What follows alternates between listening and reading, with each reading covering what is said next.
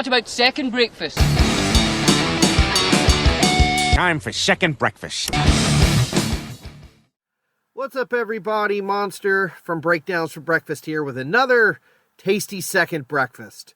Bear with me a little bit today. I'm a little under the weather, or maybe it's just allergies. The pollen is notorious down here in North Carolina right now. So I sound a little stuffy, but an article just recently got published by a website called Metal Injection, which is a pretty popular rock and metal outlet that I felt I needed to react to or give my 2 cents on, because it's an interesting article.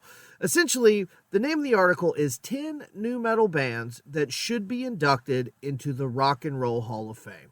Now, as the NuMetal Monster, obviously I have an affinity for nu metal that not everybody shares.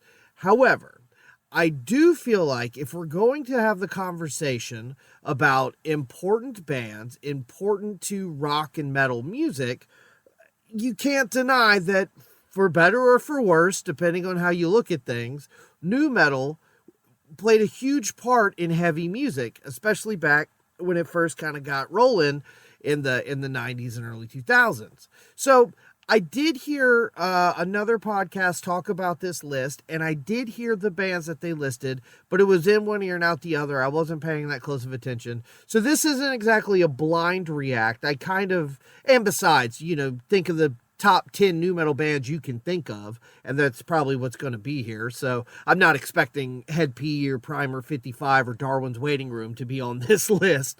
No, nor, in all fairness, should they be, of course. But anyway, I just thought I would take a look at the 10 they listed, give some brief thoughts on if I agree, disagree, and then just sort of like what the likelihood of it actually ever happening would be. So the first band they have listed is Linkin Park.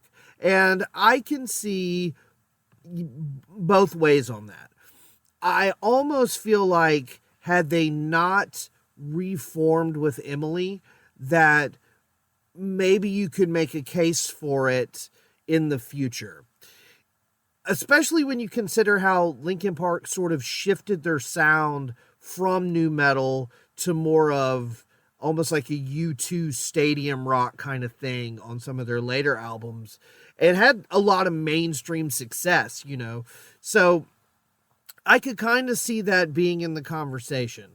However, now that they've sort of come back out with Emily and sort of reinvented themselves, they're kind of sort of almost a quote unquote new band in some ways that I don't know. Like that seems like kind of a maybe for me. I get why they would be mentioned here. And also, this article by Metal Injection, it was written by, let me give the guys props, Greg Kinelty? Sorry if I'm mispronouncing that. It was published February 25th, so about a month ago. He gives a nice paragraph on all these bands, so if you want to hear his opinion, go read the article. It's cool. I'll try to put a link to this article in the when we upload the video. So Linkin Park, I would, if I just got to give a straight yes or no answer, at least for the foreseeable future, I would say no. Korn, on the other hand, I feel almost the opposite of. I would say Korn, of any of the nu metal bands, probably deserves it the most. Again, for better or for worse, they're the ones that kind of created this sound. I mean, yes, you've got Faith No More and Chili Peppers and Rage Against the Machine a little bit before Korn, but the first band to really have the quote-unquote nu metal title was Korn.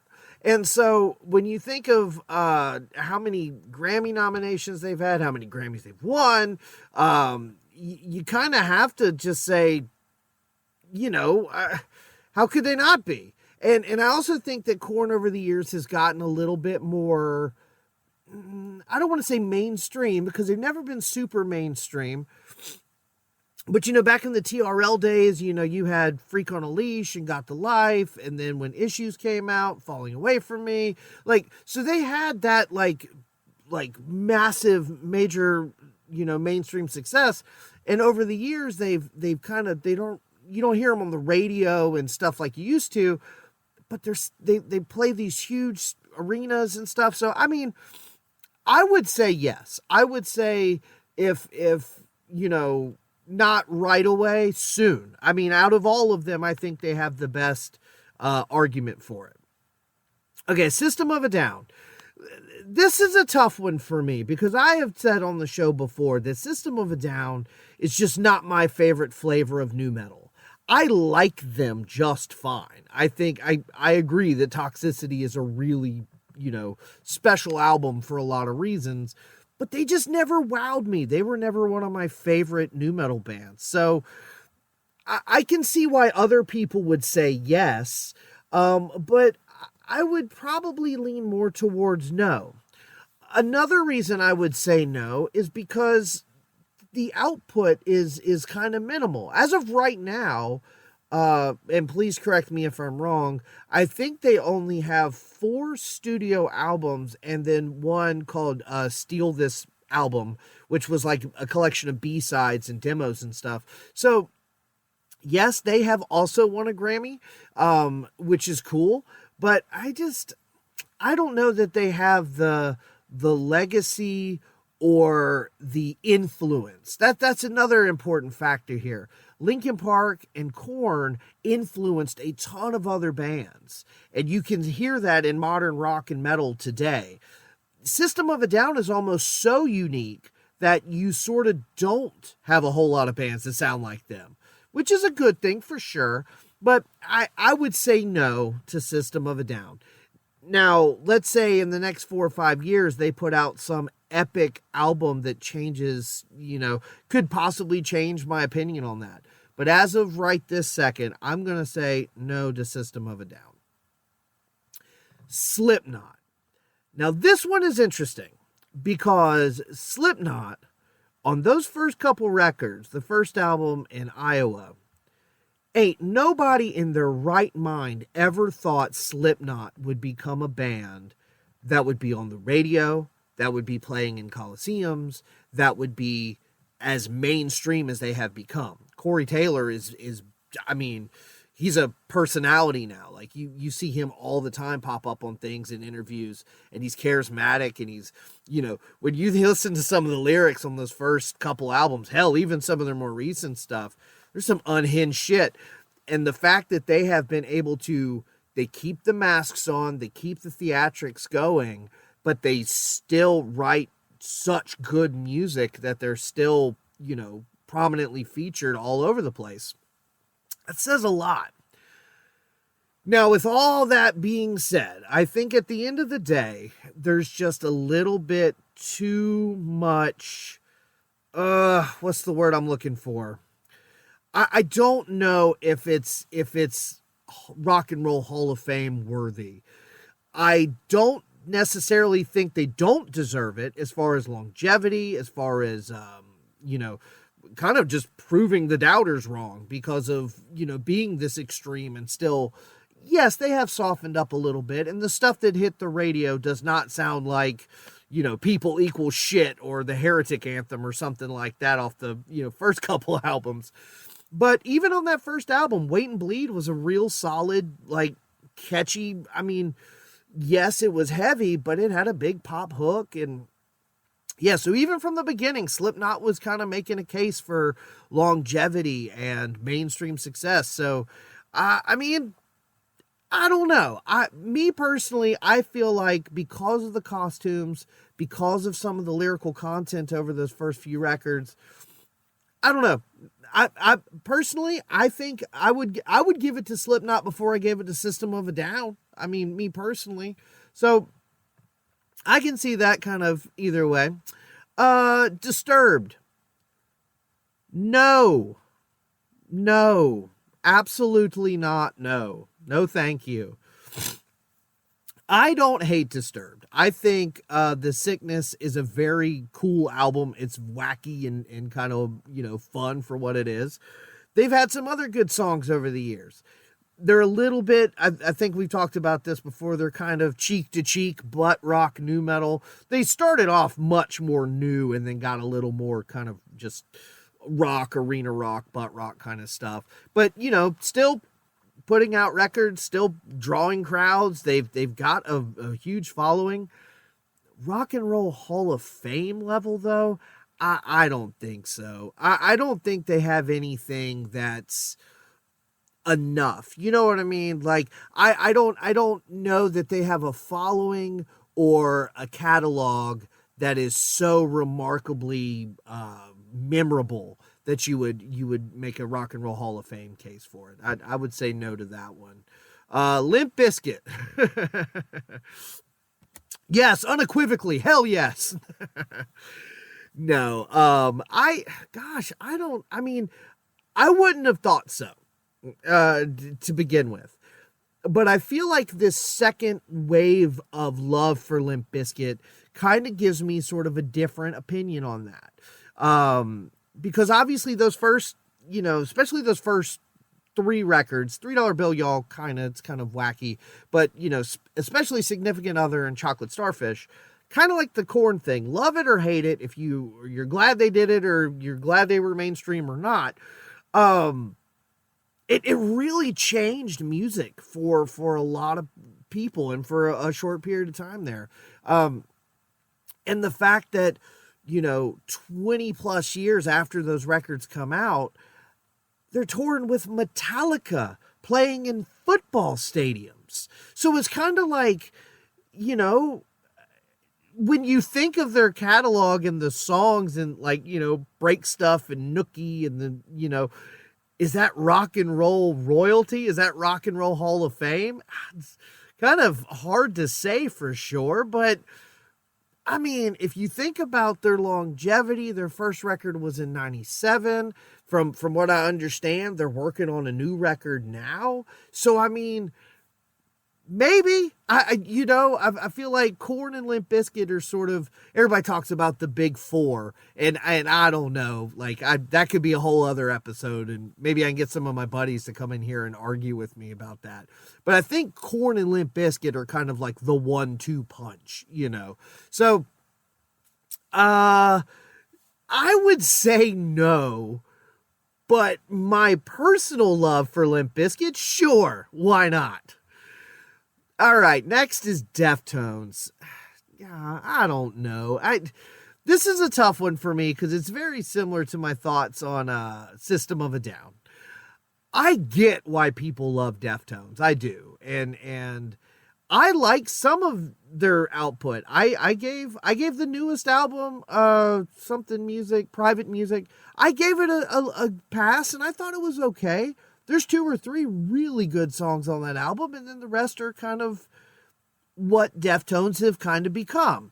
And what they've kind of become is not, it incorporates nu metal, but even Deftones don't like to be called nu metal. I think because of Adrenaline, Around the Fur, White Pony, that whole section, beginning of their career, you can't deny it. You got the detuned guitars, the hip-hop beats, you know, the scratching and the programming. So, I mean, maybe if Deftones wants to argue the nu metal thing now, I can see that. But they 100% started off as nu metal. And again, it's just not my thing. Like, I get why so many people love them, and I do really enjoy, you know, I would say I kind of unequivocally really, really love Around the Fur. I think that is their best album for me. And then I like most of Adrenaline, most of White Pony. And then as the years progress, I can always find a couple of songs on every record I like. I remember a buddy of mine asked me to do a deep dive on Diamond Eyes, and I did. And I actually came away enjoying that way more than I thought I would. So I'm kind of 50-50 on Deftones. Now, as far as making it into the Hall of Fame, I would say no. But I could also see it at some point happening. Especially as they've sort of continued to somehow continue to get more popular as time has gone on. So, yeah, I mean, I would say no, but I could see it potentially happening. Next up is Papa Roach, and I mean, I would say no. Without even going super deep into it, I would say no. Obviously, Last Resort is one of the biggest nu metal songs in history. And they've gone on to be more of just a mainstream rock band. And I for one really like a lot of their stuff. Their album from I want to say maybe 2021 or 3 or something called Ego Trip, I thought was damn good. Like, that was, to me, one of their best records since their early days. And they're still putting out quality music and quality records. To me, though, when I think of Rock and Roll Hall of Fame, I think of something that's really like genre defining and really just stands the test of time. And while Last Resort has, 100% done that, and then they've also had some other songs like the scars remind us. I think it's just called Scars. Like, those are songs you still hear on the radio all the time. And so I'm not saying that they don't have longevity and they haven't stood the test of time. I don't know. I not yet. I'm not saying they couldn't reach that point, but I would say right now, I would say no to Papa Roach. Next up is Evanescence, another big fat stinking no. I have made my opinions on Evanescence very clear. I think they are not great. I think Amy Lee has a great voice, but I think the music is kind of bland and boring, and I don't even consider it nu metal. I think they've had one big hit. They've had a couple of other songs that the average person would probably not even be able to tell you the name, or that they knew it was Evanescence. So I would say no. Again, I think Amy Lee is obviously, she's sort of like I mentioned earlier about Corey Taylor. She's kind of a personality. She's very talented. I see why so many people like her and like Evanescence, but Rock and Roll Hall of Fame, I would definitely put a no on that one. And there's one more, and this is fun. Mudvayne. So, what was this author's name? Buddy, cool pool. Very, very interesting. No way. I don't see Mudvayne ever in a million years making it to the Rock and Roll Hall of Fame. I would love to see it. I would love to be proven wrong and have ding in the Rock and Roll Hall of Fame. That would be wonderful. I've seen Mudvayne live. I've always really liked them. I think LD50 is fantastic. I think the album right after it, The End of All Things to Come, I think is what's called. I think that's a fantastic record. I think Mudvayne is highly underrated. I don't think they will ever get anywhere near the Rock and Roll Hall of Fame, even though talent-wise and songwriting-wise, they're better than a lot of the bands on this list. I mean, they really just truly are. But when you get into the politics of the Rock and Roll Hall of Fame and those kinds of things, I don't see this Mudvayne ever being the type of band to make it to the Rock and Roll Hall of Fame. But hey, if the wild card, I guess you would say here, would be Mudvayne, and that, it would be kind of interesting. So that is the list that our buddy here, Greg Canelti, again, I'm sorry if I'm mispronouncing your name, buddy. Cool list. Very, very interesting. Something to think about. As a rock fan, metal fan, and especially, sort of a nu metal apologist, I think this is a conversation worth having. You have to be a band for a certain amount of years. You have to have a certain amount of clout and influence and hits and all that stuff. And a lot of the bands on this list do.